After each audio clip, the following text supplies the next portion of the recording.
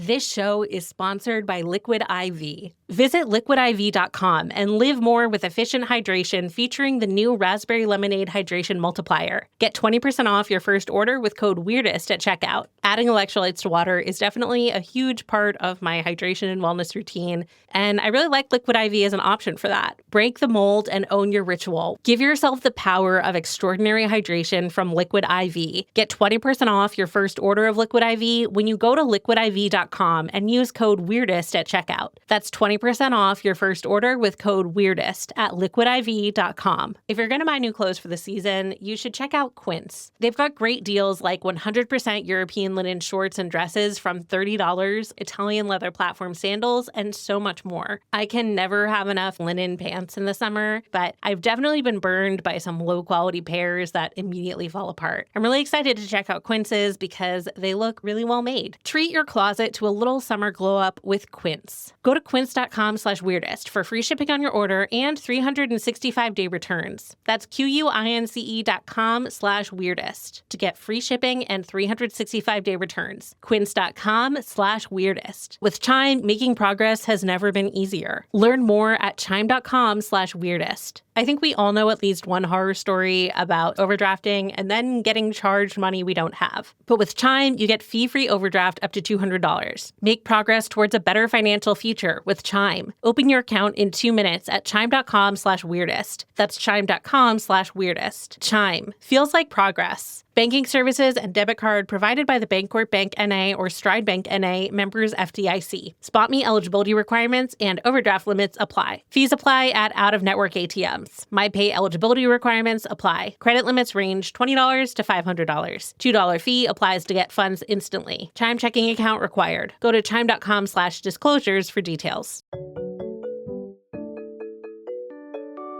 At Popular Science, we report and write dozens of science and tech stories every week. And while most of the stuff we stumble across makes it into our articles, we also find plenty of weird facts that we just keep around the office. So we figured, why not share those with you?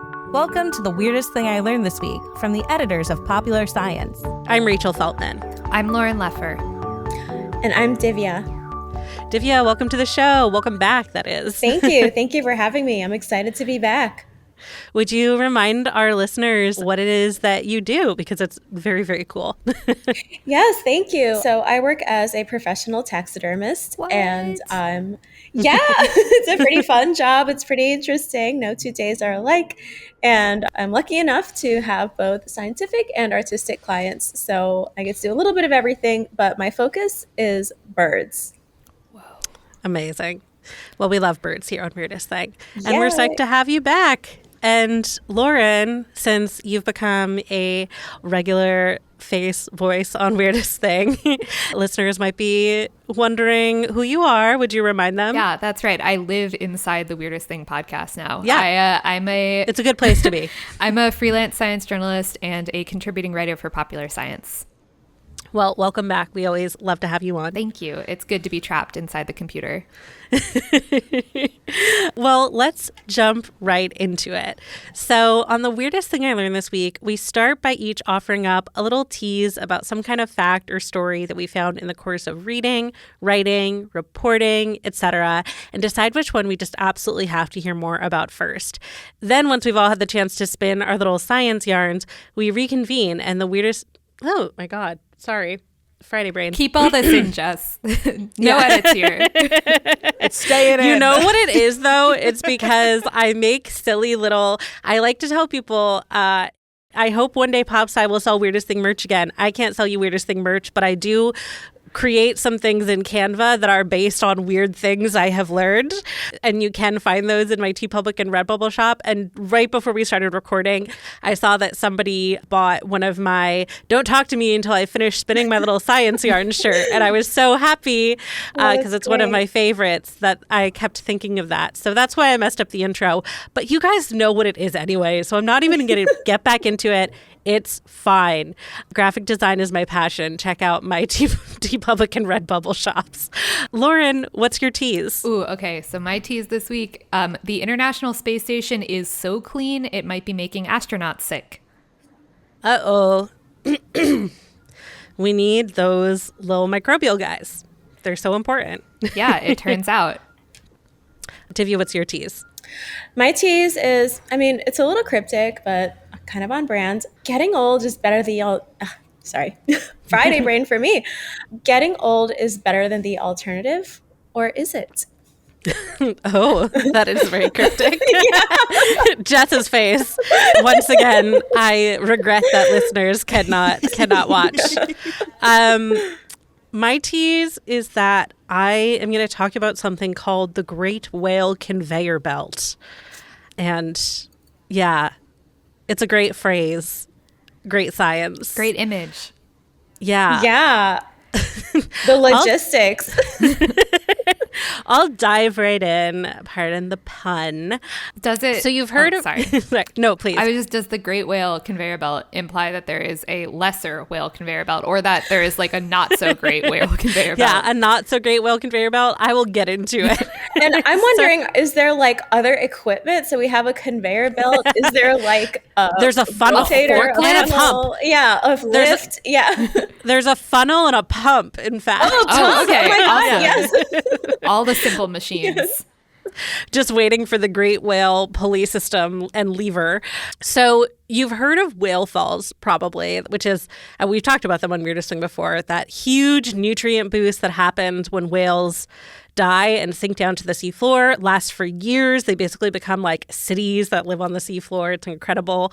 But far fewer people have heard of a hot little commodity called whale urine and everything it does for the ocean. And a study came out recently that looked at whale urine and more broadly at a phenomenon known as the Great Whale Conveyor Belt. And side note here, I definitely first read this in the same vein as like the Great British Bake Off, like implying that there's a lesser whale conveyor belt. But actually it's great whale in terms of the term for whales of great size. It's not a very exact grouping. There are like not particularly related whales that fall under the great whale heading. It's like a dozen species, including such heavy hitters as humpback whales and blue whales. The smallest of the so-called great whales is the pygmy right whale, which is like 26 feet long. So yeah, these are big boys and girls, and that is what makes the conveyor of whales great. But we already knew that whales helped move nutrients through the ocean, which is what this conveyor belt refers to. It's basically the whales acting like delivery drivers for nutrients through the whole ocean. Or if they're, if they have less agency, like they're on a conveyor belt through the ocean. But yeah, there are lots of ways that whales keep nutrients moving through the ocean. There's something else called a whale pump. This was described in a study back in 2010. And that's where basically whales dive down deep to feed, and then they go up to the surface to do like everything else, to poop, to pee, to give birth. And all of those processes release lots of waste. I don't know if you've ever seen a whale placenta. Google it. They're huge. A lot of times when people see sort of indeterminate blobs of biological stuff in the ocean and they're like, what the hell is that 200-pound blob? It's often a whale placenta. Wait, what do you mean lots of times? Does that happen often? People are always finding huge indeterminate blobs? I guess I'm biased because I grew up near the Jersey Shore, but I feel like we always had stories about mysterious ocean blobs, though those were usually sort of like big hunks of like gunk and foam on the sand. I think, it's less common for people to spot a whale placenta, but it has happened. There are news stories where people are being reassured that the crazy like alien chest burster looking thing bobbing through the ocean is in fact a whale placenta, the miracle of life. But anyway, there are lots of waste products that you create by being a mammal who's alive, and whales do much of their living up at the surface after eating way down deep. So they're basically bringing all those nutrients up like a pump, the whale pump, and re-releasing them, redistributing them much higher up in the ocean. But in this recent study, researchers wanted to see how much nutrient movement happens when whales move horizontally instead of vertically, because they move a lot. Many great whales spend their summers feeding in high latitude areas, and then they migrate to tropical and subtropical coastal areas to breed in the winter. So, for example, humpback whales travel more than 5,000 miles to breeding grounds off Costa Rica from the Southern Ocean. Dang. Yeah. Gray whales can travel 14,000 miles round trip between Russia, where they feed, and Baja California, where they breed, which is just the contrast between those two places is really funny to me. Like, more than just temperature alone, very different vibes. Well, and that's like Totally. that's like complete like global like which coast of Russia to Pacific? Right. Probably the one closer to California. Okay. But still, big trip. And in the Arctic and North Atlantic, there are a lot of species that move from like high latitudes off of North America, Iceland, and Europe. So think Alaska, Iceland, Greenland, whatever, to breeding areas all the way down in the Caribbean and off the west coast of Africa. So yeah, whales move a lot, and it's just part of their life, part of their routine. We still actually don't know exactly why whales migrate, and in fact, there are species of great whale whose migrations we don't really have a handle on yet. But the general consensus is that pregnant females in particular probably want to give birth and nurse their young in warm, shallow areas that are pretty sheltered.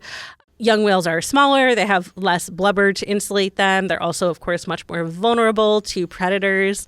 And also, apparently, very shallow, sandy waters muffle the sounds whales make. And moms and newborn calves are constantly talking to each other. And some researchers think that they want there to be less resonance, so killer whales are less likely to show up and try to attack them. Whoa. Yeah, so there are probably a lot of reasons why they make this trip, but it's a big undertaking, and they generally fast on the trip and over the winter. These places where they're breeding, there is not a lot of food, and also they don't seem to be looking for food.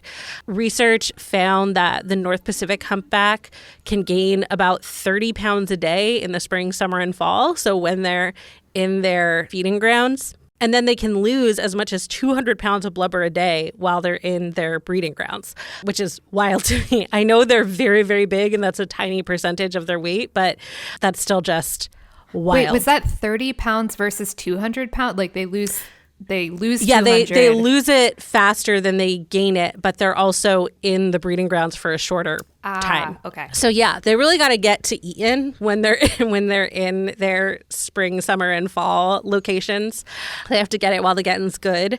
But what that means is that all of the biomass they shed in their winter homes, placentas, poop, pee, and then carcasses for any whales that die while they're in those breeding grounds, all of that contains nutrients that they consumed over the summer. So they're conveyor belting all of those nutrients from one place to another over these really vast distances. And this is where the funnel comes in. Researchers also pointed out that it's kind of a pee funnel. They highlighted the pee because apparently the urine, they looked at these different sources of biomass, and they were like, the urine does seem to be really important in particular. They said it's kind of a pee funnel because they're way more spread out when they feed than they are when they breed. They kind of, congregate in these small areas when it's breeding season. So one of the researchers compared it to gathering leaves from all over your yard and then putting them together in a compost pile, which is probably really important because a lot of these tropical and subtropical waters don't have a lot of nutrients in them. I'll get back to that in a minute. But I saw one researcher say that when you picture the crystal clear waters of the Caribbean or something, that's a sign that there's not a lot going on in there nutrient wise, which makes sense. I had never really thought about that. But obviously, if you want to support life, you need these nutrients. So in the new study, they looked at humpbacks, gray whales, and North Atlantic and southern right whales, which are just 4 great whale species that have really well-studied migration patterns. And they estimated that these animals drop more than 100 million pounds of biomass and 8.3 million pounds of nitrogen each year, which is huge, obviously, huge amount. And Nitrogen feeds phytoplankton, which support the whole food chain. So again, thinking about those like crystal clear, warm coastal waters, they are crystal clear because there's not a lot of nitrogen and not a lot of phytoplankton as a result. So it turns out that maybe without these whales showing up and peeing out a whole bunch of nitrogen, like a piss load, truly. I'm really glad you said piss, because I was going to say that maybe they called it the pee funnel so that they didn't have to call it the piss current. And then I was going to ask Jess if we're allowed to say piss, or that counts as a curse that she has to edit out later. Go piss, girl. We can say piss. I'm giving piss the green light. Yeah. Great. I'm also picturing, like, if they're more hydrated, is the piss still nutrient rich but clearer? You know what I mean? Like, it's such a good question. I mean, I think because they're not really eating, like, I imagine they're probably pretty like dehydrated by the time they get there. Though I don't know where most of the moisture content of a whale comes from. I was just about to ask, where are they? Is it just food? It must just be food. Yeah. And then I'm sure they get some amount of water even though they're in salt water. But anyway, that's a question for another day. I'm not a marine biologist, but it is a very interesting Their kidneys question. must be on some like completely crazy stuff to be doing. Right. Absolutely. Yeah. Forget the Gila monster. We got to study whale metabolism.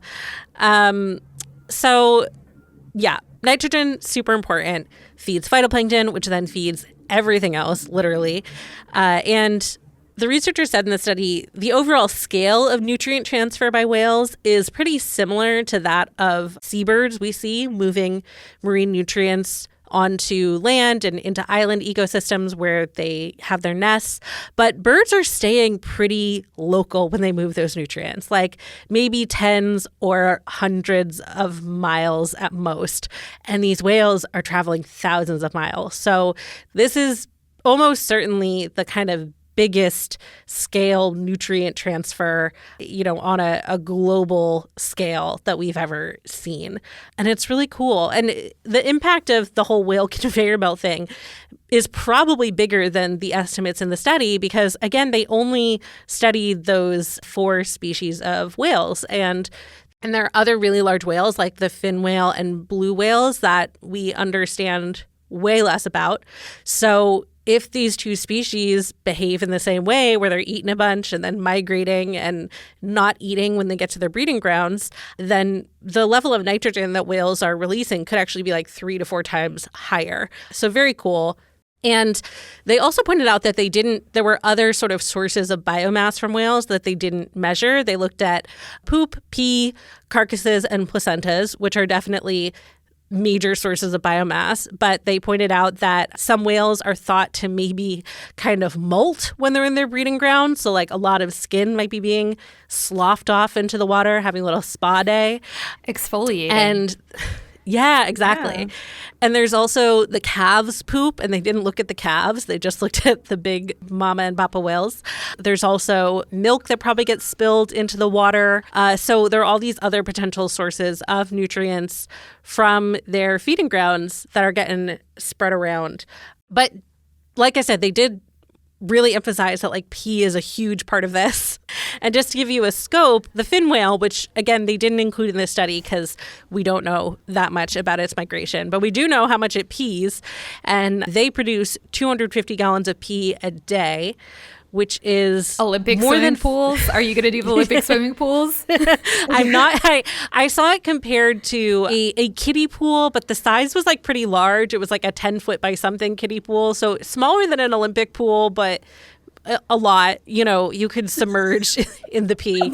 And that's more than 500 times as much pee as the average human produces, no matter how hydrated you are. So, yeah, it's a lot. And in the Hawaiian Islands, Humpback Whale National Marine Sanctuary, this study found the nutrient input from whales basically doubles what would be there otherwise from like natural local physical forces. And one thing that's kind of a downer but also really cool to think about is that this resource transfer definitely used to be way higher. Industrial whaling absolutely decimated many of the great whale species. Even populations that are doing pretty okay now. It's nothing compared to before whaling was commercialized. And the researchers estimated that all those nutrient fluxes from great whales were probably 3 times higher than they are now before humans started hunting whales on an industrial scale, as opposed to more sustainable whaling from indigenous cultures. So yeah, a little bit of a downer note at the end, but the fact that it's still so impactful and that they are literally making life in the ocean possible is really awesome to me. Well, and we can make the pee funnel great again. We can. It's up to us. Forget save the whales, save the pee funnel. Save the whale pee. Yeah, we need it. I loved this because a lot of people are familiar with ambergris and the idea that whales can produce precious stuff. But I was like, no, you don't even know.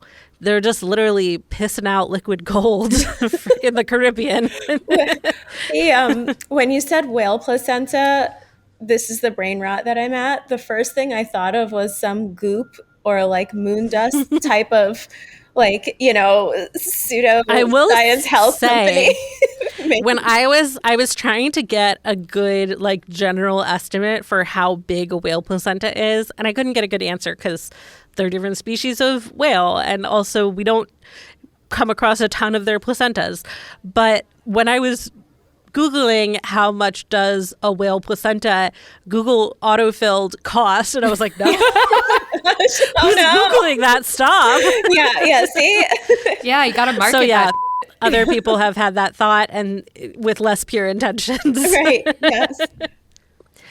Okay, we're going to take a quick break and then we'll be right back.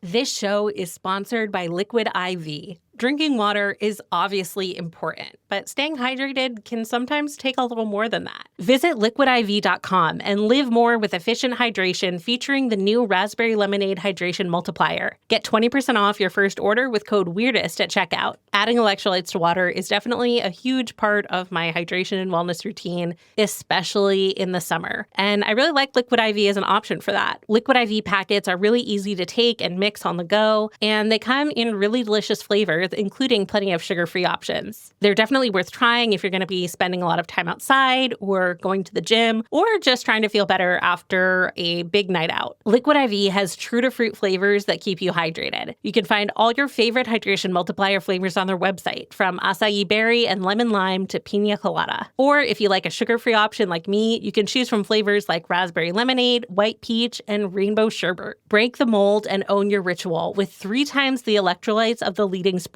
drink. Give yourself the power of extraordinary hydration from Liquid IV. Get 20% off your first order of Liquid IV when you go to liquidiv.com and use code WEIRDEST at checkout. That's 20% off your first order with code WEIRDEST at liquidiv.com. Do you say data or data?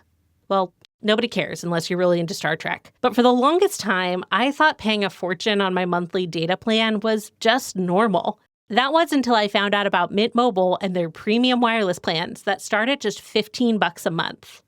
I'm not currently a Mint Mobile customer, but that $15 a month has got me interested in shopping around because that is a lot less than what I'm paying right now. So say bye-bye to your overpriced wireless plans, jaw-dropping monthly bills, and get 3 months of premium wireless from Mint Mobile for $15 a month. No matter how you say it, don't overpay for it. Shop data plans at mintmobile.com/weirdest. That's mintmobile.com/weirdest. Upfront payment of $45 for 3-month 5GB plan required, equivalent to $15 a month. New customer offer for first 3 months only, then full price plan options available. Taxes and fees extra. See Mint Mobile for details. Okay, we're back. And Lauren, tell me more about what's going on in space. Absolutely. I'm on some sort of space kick right now. I feel like I'm going through a phase that I should have gone through when I was maybe 6 or 7 years old. The last time I was here, I was talking about hibernating space squirrels. This time it's going to be the space station microbiome and astronaut health. I can't be 100% sure, but I think it might be some of the added recent Elon Musk exposure that has me like really seriously considering this idea of space colonization. You know, he's obviously ascended to a new height of global influence, and his big idea about human universal expansion, becoming an interplanetary species. I've been learning there's a lot of hurdles still in the way to that, and it turns out the more I learn about space, the less I want to live there. Yeah, can I just say, thank God there are that many hurdles. Yeah, we don't need to do that. Big Earth fan over here. Yeah. Yeah. Leave the moon alone. She deserves her space. Yeah, Mars, we should just... Mars can do its own thing. But anyway, I digress. Back to the facts. So it turns out astronauts aboard the International Space Station deal with all sorts of minor sickness while they're in space. They get rashes, develop sudden allergies and hypersensitivities. Research has shown blood markers of inflammation go up. They also have to deal with latent viral infections like chickenpox and mono bubbling all the way back up to the surface, and they start shedding more viral particles. Overall, they experience what's been characterized as immune system dysfunction. None of them have gotten really sick with an infection while up there, which is great, but still, it kind of doesn't bode well for the concept of inhabiting space indefinitely, that when we're up there for a long time, things start to get wonky in our general immune systems. You know, keep in mind there's also a lot of other health risks and difficulties of space travel, like muscle loss, cardiovascular changes, balance, inner ear shifts, radiation exposure. I feel like I'm reading one of those like side effect lists in a pharmaceutical commercial. Ask your doctor about spaceflight. Yeah. And like I said, I really don't want to live in space. Anyway, there's a few running hypotheses for why space gunks up astronaut immunity. One big factor is probably microgravity, also known as the reason astronauts are always floating around. Without Earth gravity, human body fluids redistribute in a way we're simply not evolved for. It's thought to impact how white blood cells form and function. It also might be responsible for other known problems like space anemia, where astronauts' red blood cells just start self-destructing at a higher rate. Not good. Aside from microgravity, there's stress and isolation in space, the really limited diet, changes in sleep and physical activity. All of these are part of this concept called the space exosome, which comprises the environmental influences and conditions of space travel. One aspect of the space exosome is the space microbiome. Microbiome research, you've probably heard, has gotten really big in the last decade or so. We have this growing understanding that our individual microbial worlds, you know, in our guts, on our skin, play a big role in health. And then there's the external microbial worlds that we move through every day. The environmental microbiome shapes our internal one, and also it's been linked to things like allergy and asthma rates among children who grow up in certain urban settings. There's this one really, really frequently cited 2016 study of Amish and Hutterite children that found the Amish who had more direct contact with animals on farms had fewer allergies and lower asthma rates than the Hutterites, who otherwise lived very similar lifestyles but used farming equipment that minimized animal exposure. Sometimes you'll find like way worse and less rigorous studies of Amish kids and other farming communities used to justify raw milk exposure, but just remember that raw milk doesn't seem to be the critical variable here. It's probably the other environmental exposures. Please don't drink raw milk. There's avian influenza in it. Don't do it. If you want to get lots of good bacteria in your dairy, just eat traditional yogurt. Kefir, etc. Yeah. Or swim in the ocean with all the whale pee. Yeah, That's so true. Drink that. Okay, so this is all to say, research suggests immune function is determined in part by environmental microbial exposures. And now we're getting back to space. We have obviously no definitive evidence of microbes on other planets, but we do know for sure that there are extraterrestrial bugs out there because we put them there. Yeah. So the International Space Station is host to a very specific subset of microorganisms, you know, bacteria, fungus, viruses, although I'm not totally sure they count as organisms, etc. And they're all Earth origin. And recently, researchers have been digging into what characterizes these teeny tiny ISS passengers. A study published in February conducted one of the most thorough surveys of the ISS microbial and chemical environment ever done. And then they compared all of those little swabs taken from ISS surfaces to various Earth samples. They found some kind of unsettling stuff. One quick aside on the chemicals they picked up on, they were indicative of like a super industrialized setting. And also Also, the findings were wild because the scientists couldn't identify or trace most of them. They were largely mystery chemicals. Also, there was PFAS, which is maybe not surprising. It's in the air, it's in the water, and now it's in space. Love some forever chemicals. And on the microbe side, the ISS microbial community, it most closely resembled that of a hospital isolation room. So not just, not just regular hospital, but like the reverse air sealed isolation chambers that they were keeping people in during the COVID pandemic and also for other infectious disease purposes. So the ISS, it's super lacking in microbial diversity, and the bulk of the microbial life is human derived. Just 6% of all the major known bacterial groups are represented on the ISS. That's in contrast to, homes on Earth that host between 10 and 15% of those bacterial clades. And then outside, just in the walking around the park, that representation goes up to 30% in any given place. And depending on the place, it's a different 30%. So in the course of our regular earthbound lives, we're still interacting with all sorts of different microbes, which is generally good, unless it's not in a few specific cases. So like I said, what's on the ISS is mostly human derived. It's a lot of Staphylococcus or staph, which generally lives and grows on our skin. The other microbes present came from things like industrial building materials, cargo drops, and food, human waste. So we're back to poop and pee. And a zone on the ISS, like the node that they sampled, that also was a big determiner of the microbial makeup. Perhaps unsurprisingly, the kitchen food zones and the bathroom zones had really distinct signatures. And then they also found a lot of circulating genes for antimicrobial resistance, more than 1,000. And some number of those genes were present in 90% of all the collected swab samples, which means they're literally all over. Antimicrobial resistance, if you don't already know, it's a big problem because if pathogens acquire antimicrobial resistance genes, they become superbugs, impervious to antibiotic or antifungal tools. Space seems to be an especially good setting for some of those extra yucky germs to emerge because of everything I've just described, but also because the excess radiation might be speeding up some of the microbe evolution. Couple that with immunosuppressed astronauts, and it's not a great situation. It's a risk NASA and other space agencies have been aware of for a long time. That's why they do put so much effort into sanitizing space shipments and keeping things as clean as possible. But as the recent February research shows, it might be the wrong kind of clean, or cleaning alone doesn't seem to be the answer. In fact, the part of the space station subject to the most disinfection and frequent cleaning was, again, the poop pod, which is, fun fact, also the same zone where the astronauts exercise.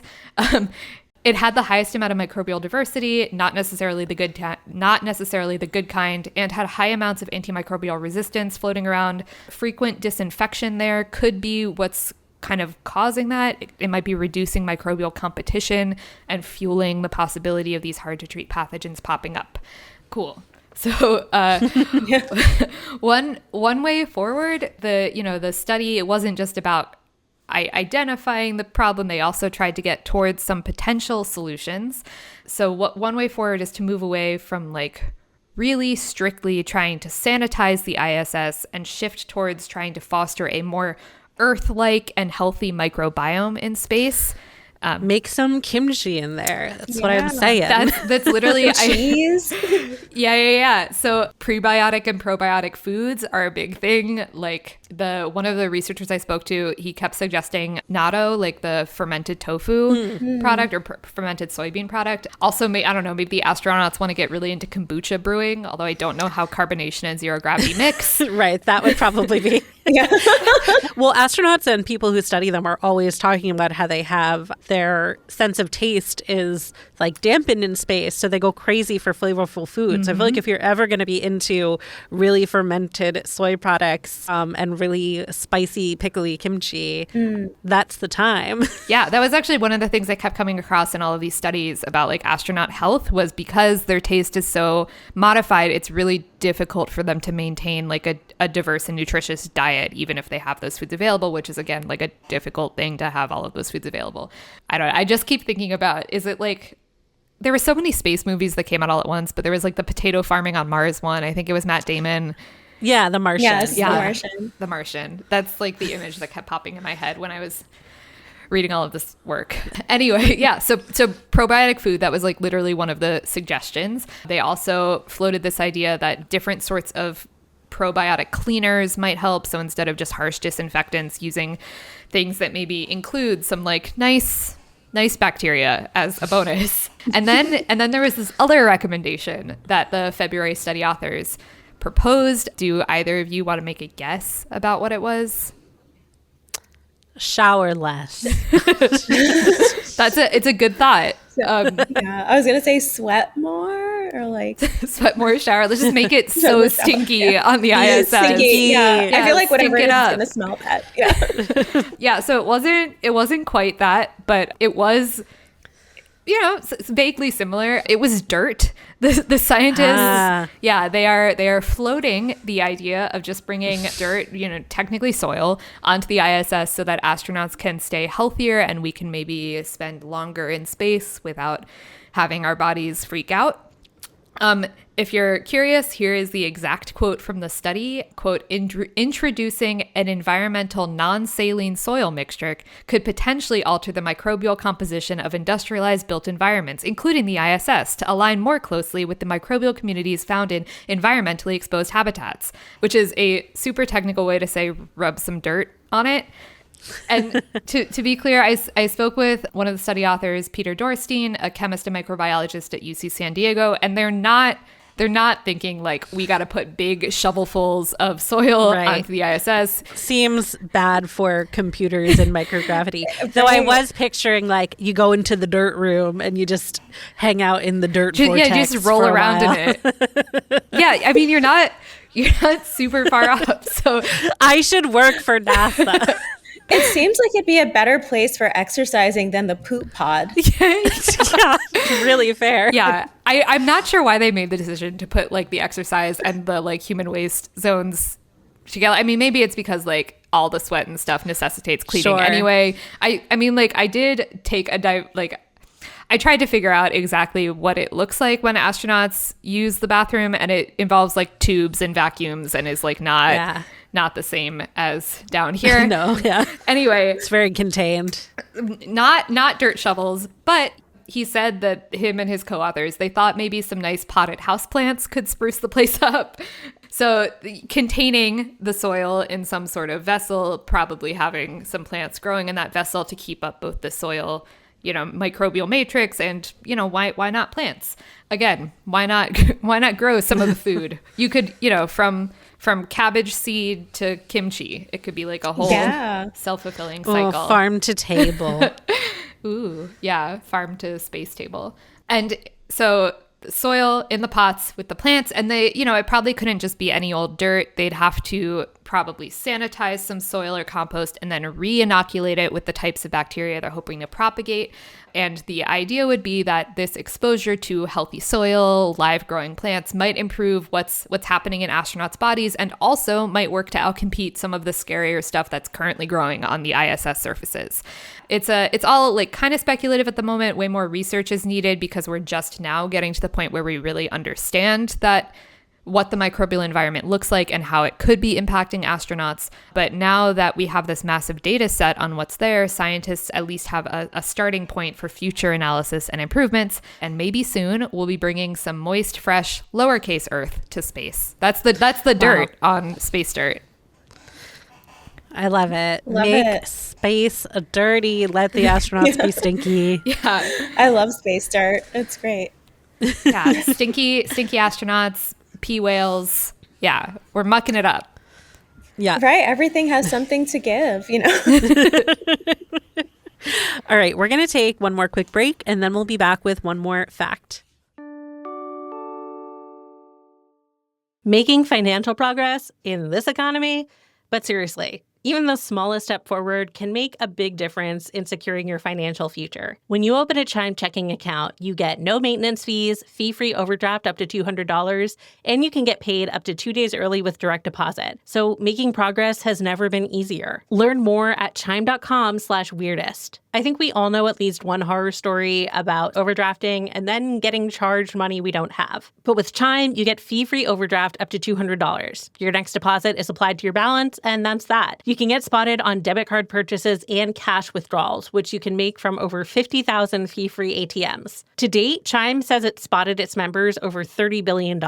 Make progress towards a better financial future with Chime. Open your account in 2 minutes at chime.com/weirdest. That's chime.com/weirdest. Chime. Feels like progress. Banking services and debit card provided by the Bancorp Bank N.A. or Stride Bank N.A. members FDIC. Spot me eligibility requirements and overdraft limits apply. Fees apply at out-of-network ATMs. MyPay eligibility requirements apply. Credit limits range $20 to $500. $2 fee applies to get funds instantly. Chime checking account required. Go to chime.com/disclosures for details. Once the weather starts changing, it is so tempting to give yourself a wardrobe upgrade. If you're going to buy new clothes for the season, you should check out Quince. Their pieces are easy, elevated, and make you feel more put together without even trying. They've got great deals like 100% European linen shorts and dresses from $30, luxe swimwear, Italian leather platform sandals, and so much more. The best part is that Quince says everything they sell is priced 50 to 80% less than what you'd find at similar brands. By working directly with top artisans and cutting out the middleman, Quince gives you luxury without the markup. Even better, Quince says they only work with factories that use safe, ethical, and responsible manufacturing practices. I can never have enough pairs of linen pants in the summer, but I've definitely been burned by some low-quality pairs that immediately fall apart. I'm really excited to check out Quince's because they look really well made. Treat your closet to a little summer glow-up with Quince. Go to quince.com/weirdest for free shipping on your order and 365-day returns. That's QUINCE.com/weirdest to get free shipping and 365-day returns. Quince.com/weirdest. When was the last time you needed to go to a doctor, but you just pushed it off? You made excuses like, I'm too busy, or it'll just heal on its own. We've all been there. Booking a doctor's appointment can feel so daunting. But thanks to ZocDoc, there's no reason to keep putting it off. ZocDoc is a free app and website where you can search and compare high-quality in-network doctors and click to instantly book an appointment. We're talking about booking in-network appointments with more than 100,000 doctors across every specialty, from mental health to dental health, primary care to urgent care, and more. You can filter for doctors who take your insurance, are located nearby, and are a good fit for any medical need you have. Plus, you can make sure they're highly rated by verified patients. Once you find the right doctor, you can see their actual appointment openings, choose a time slot that works for you, and click to instantly book a visit. Whenever I need to find a new doctor, ZocDoc makes my life so much easier. Stop putting off those doctor's appointments and go to ZocDoc.com/weirdest to find and instantly book a top-rated doctor today. That's ZocDoc.com/weirdest. ZocDoc.com/weirdest.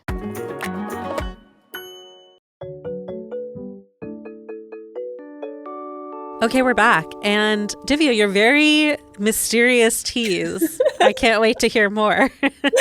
I know. So I don't know how much poop or pee is going to be in my story. It's okay. We've got plenty We'll for figure today. out how to add some. Yeah, I know. It's probably kind of disappointing coming from a taxidermist that I'm not, in fact, gross. But here we go. So my story is about birds, surprise, surprise, and it's about cockatoos, but one cockatoo in particular. So cockatoos can live to be up to 80 years old, but with everything, there's always this exception to the rule. So enter Cocky Bennett. Good name.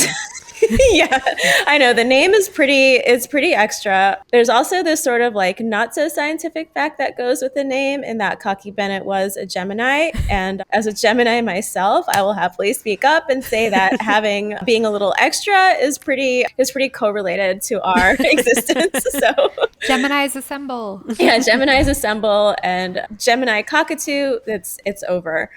So, being a cockatoo is a very, very, a very flamboyant, very extravagant kind of species, especially Cocky Bennett. He was a sulfur-crested cockatoo. But what's even more extra and what's even more extravagant than living to be an almost record-breaking 120 years old? So, again, normal cockatoo lifespan, 80, Cocky Bennett, almost 120 years old. Wow. I knew they could live a long time. I did not think it was anywhere near that long. I thought it was like 50, 60. You're doubling it. I know he's exceptional. He was absolutely exceptional. So his early years were spent as a companion to a sea captain, And this captain spent most of his life trading on the South Seas. And you know what happens when you travel with someone for a long time, whether, I don't know, maybe you're in space, but back then they were at the sea for these long periods of time.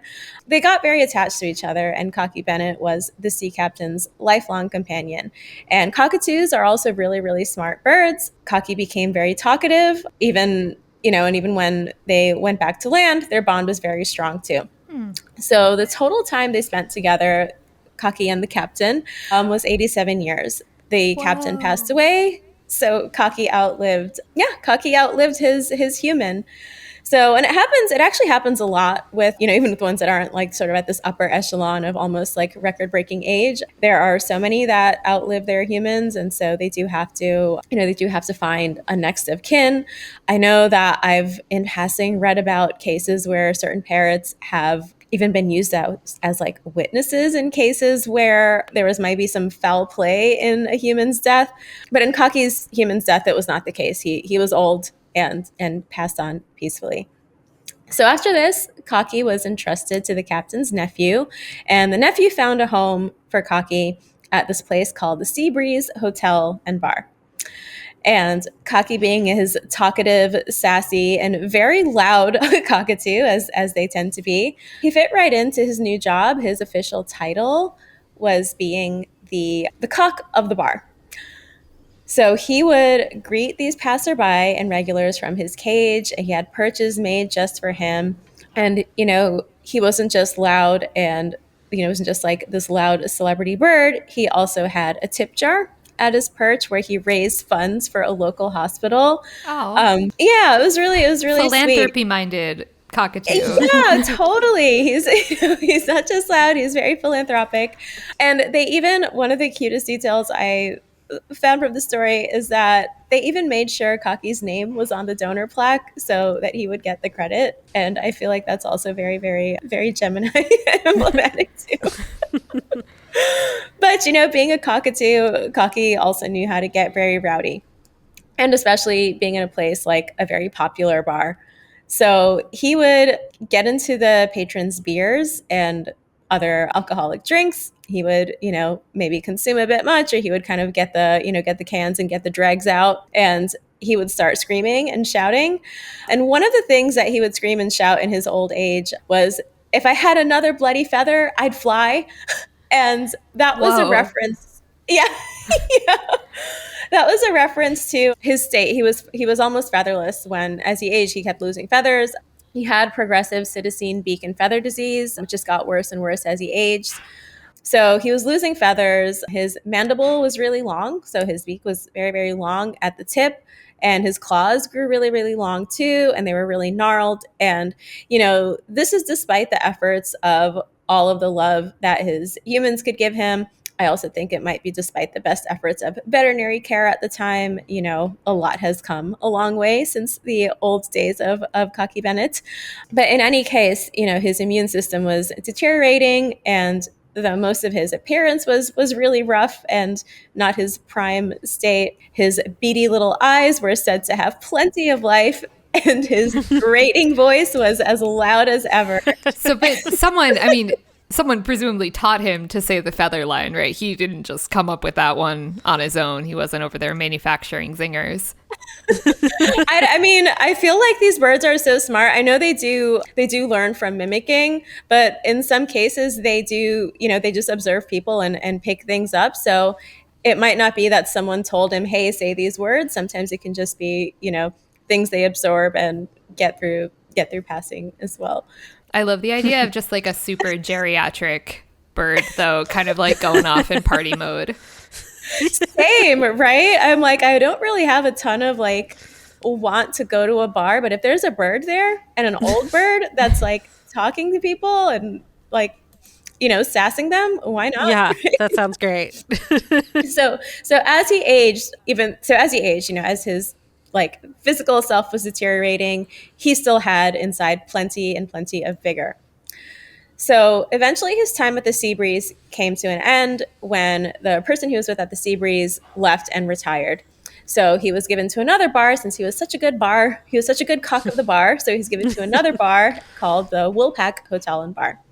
And he continued his antics there. And One of the interesting stories I got from that place was that he would imitate the voices of some patrons to say something offensive about the other patrons. And this often started like bar fights. Oh my gosh, messy. Oh, yeah, he was stirring it up. I know. love that. And I love this so much because I'm just picturing like this old timey, like Real Housewives of Cockatoo County, like just drinks thrown on faces. Yeah. And just, yeah, I would tune in a lot more for that. So Kaki's obituary was printed on May 27th, 1916. And again, in Gemini fashion, May 27th is my birthday, which is also how I learned about this story from looking things up. And one of the lines from his obituary said, from the Sunday Morning Herald, it read that he died on Friday in his 120th year. The old bird, absolutely featherless for the last 20 years, but maintained his patter till the day before his death. Oh. I know. And, with the passing of a companion and, these animals that are so close to us, and especially someone like Kaki, who was such a loved and memorable character, there is a lot of grief and there's a lot of wanting to hold on. So Kaki Bennett's last guardians wanted to preserve him in all his glory. However bizarre he might have looked, they wanted him memorialized with the art of taxidermy. And it's very interesting who they chose to do the taxidermy, because at this time in the 1800s, there were many, many taxidermists around. This is sort of the golden age of taxidermy. When you think of all of the, sort of Victorian taxidermy, all of this, all these elaborate dioramas, the age of exploration, and all of these things that were going on, there's this background that we have to consider. But even among this, Kaki didn't go to any old taxidermist. He went to these two trailblazing taxidermists. This was a mother-daughter team at the time, Ada Jane Rohu and June Catherine Toast. They were this mother-daughter duo that were very well known for their talent. It was also very rare for women to be in taxidermy at the time, let alone to have such a high public profile. So they were super talented, but they were also very, very bold. So at a time when just women were not in the spotlight and didn't really have rights or anything, they were really bold advocates for not just rights, but specifically for equal pay. They found out what their male counterparts were being paid at the museum and said, pay me that or else I won't do it. And, and they made a lot of advances for not just themselves, but for other women who came after them, which was really cool.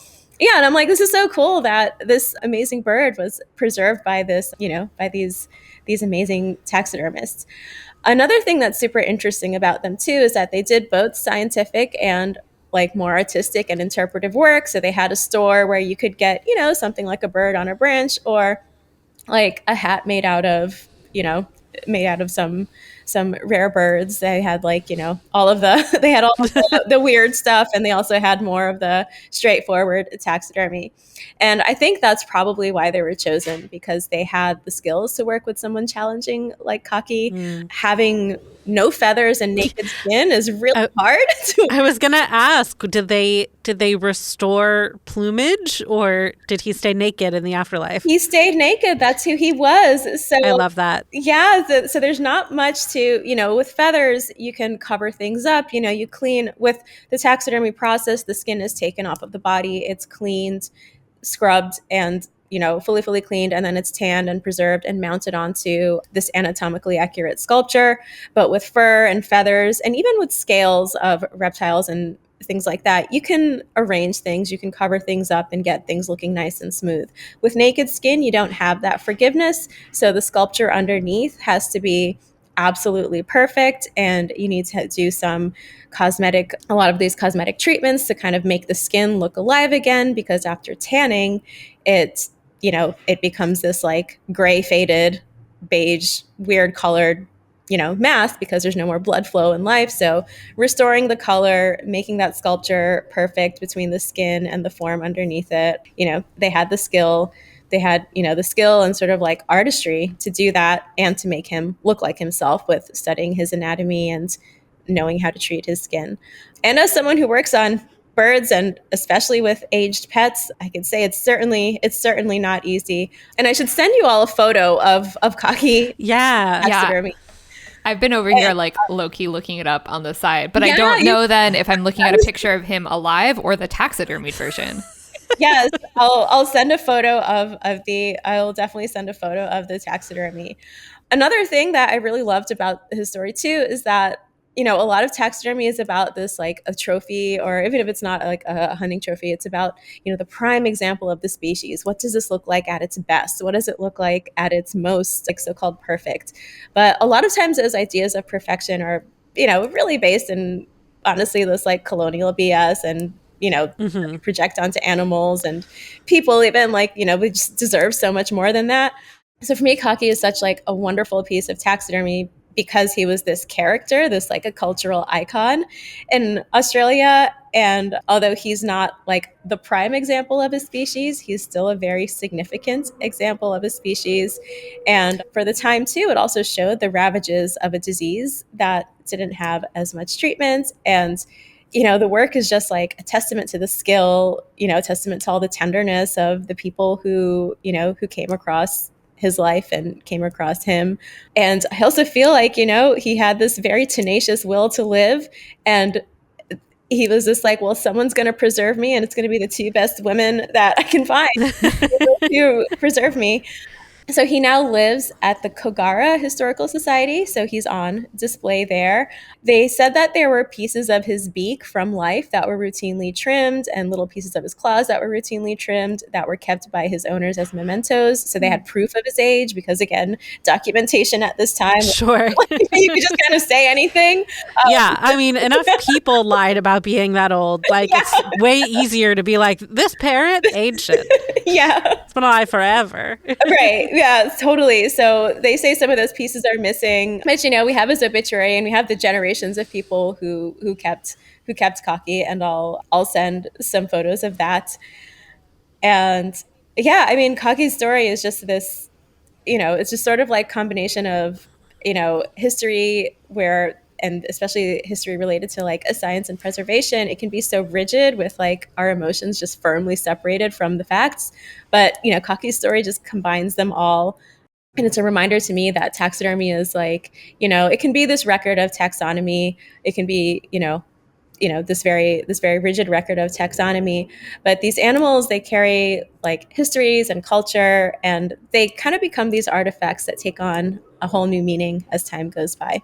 And I also think about the grief in taxidermy too. You know, it's not this like whole detached thing that people feel like. There's like, you know, the direct grief of losing a companion, especially someone like Cocky, or in the broader way where we have grief through this like ecological loss as we're seeing things decline now. But any case, you know, humans and animals, we have this immense and personal bond, and I really appreciate that. And rest in peace, Cocky. R.I.P. Yeah. That was a real yarn that had like twists and I can't believe that Cocky hasn't had like a comic series or cartoon. Like, I know Cocky and the Sea Captain, especially like his whole like kind of the prequel to the bar life. Like, I'd watch that so hard. Yeah, I'll send you his obituary and the photo of his taxidermy, which does have the Getty Images thingy on it. But you can see he looks great. They did an amazing job, and he's a very striking looking character. I can't wait to see. They really captured his essence. They did. Yeah, he looks good. Good for 120 plus however many decades it's been since 1912. I forget his death year. His death year was 1916. Yeah, May 27th, 1916. Yeah, your birthday, 1916. My birthday, 1916. Yeah. Have you all heard about like I think Harriet the tortoise, who was owned by both Charles Darwin and Steve Irwin, like spanned the entire period of time because the tortoise lived so long? That's amazing. That is so cool. I figured that's like already been a weirdest thing episode, but I don't think so. No, that's incredible. So maybe next time. Yeah, prequel, teaser. And you can do the same one. Getting old. Yeah. We'll reboot it with a different animal. But I don't think the tortoise was like as talkative is my guess. Yeah, Probably not. Yeah, But maybe just as sassy. You I don't can know. say a lot with a look. I know. She probably, or like the chewing, like Yeah, sassily yeah. chewing on a leaf. yeah, I'm sure she still had personality, but maybe did not instigate as many bar fights. Yeah, there's not much where I'm like, ooh, I'd love to time travel. Like I really like, as much of a mess as our modern world is, I really like the rights and stuff we have. But I would take a guarded trip to Takaki's Yeah. time to see the bar fights he was starting, because that's amazing. Oh, for sure. Yeah. What a great story. Divya, thanks so much for coming on again. Would you remind our listeners where they can find your work, birds and otherwise? Thank you. Thank you so much for having me. Being on here, I listen to y'all all the time. So I stan Weirdest Thing. And you can find me on social media. I'm Gotham Taxidermy, Gotham Taxidermy. And my website's the same name too. The Weirdest Thing I Learned this week is produced by all of our hosts, including me, Rachel Feltman, along with Jess Bodie, who also serves as our audio engineer and editor extraordinaire. Our theme music is by Billy Cadden. Our logo is by Katie Beloff. If you have questions, suggestions, or weird stories to share, tweet us at weirdest_thing. Thanks for listening, weirdos. Say bye-bye to your overpriced wireless plans, jaw-dropping monthly bills, and get 3 months of premium wireless from Mint Mobile for $15 a month. No matter how you say it, don't overpay for it.